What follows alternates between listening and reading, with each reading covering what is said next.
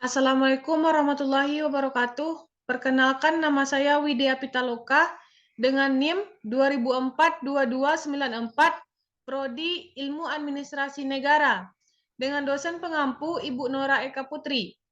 Baiklah, Ibu dan teman-teman sekalian, pada pertemuan kali ini saya akan mempresentasikan PPT pada pertemuan keempat Ekonomi Politik dengan tema Teori Pembangunan dan Pembangunan Dunia Kerja. Baiklah, untuk slide pertama, kita membahas latar belakang. Latar belakangnya yaitu industri pertambangan merupakan salah satu sektor penting dalam perekonomian di Indonesia. Tujuannya untuk menganalisis teori pembangunan yang tepat untuk pengembangan industri pertambangan di Indonesia. Metode yang dipakai pada pertambangan kali ini yaitu menganalisis kondisi terkini industri pertambangan di Indonesia dan memilih teori mana yang paling sesuai pada permasalahan kali ini. Teori pembangunan ada empat. Yang pertama, modernisasi, yaitu pertumbuhan ekonomi, industrialisasi, dan urbanisasi. Yang kedua, ketergantungan, yaitu membebaskan diri dari ketergantungan dan membangun kemandirian ekonomi. Yang ketiga, neoliberalisme, yaitu pasar bebas dan liberalisasi ekonomi. Dan yang terakhir, pembangunan berkelanjutan, yaitu keseimbangan antara ekonomi, sosial, dan lingkungan. Selanjutnya kita masuk kepada analisis. Analisis pembangunan berkelanjutan mempunyai beberapa alasan.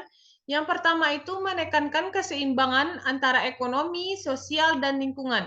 Yang kedua, memastikan keberlanjutan industri pertambangan untuk generasi yang akan datang. Yang ketiga, mengatasi dampak negatif dari kegiatan pertambangan ini. Selanjutnya kita masuk ke teori pembangunan berkelanjutan.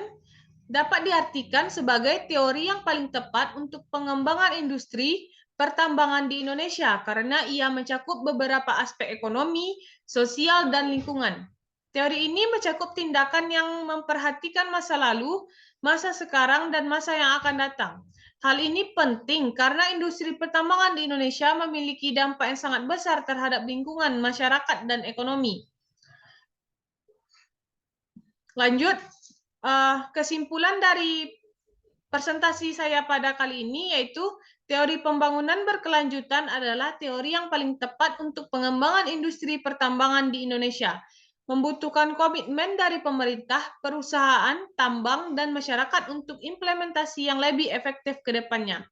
Industri pertambangan yang berkelanjutan dapat memberikan manfaat ekonomi, sosial, dan lingkungan bagi Indonesia.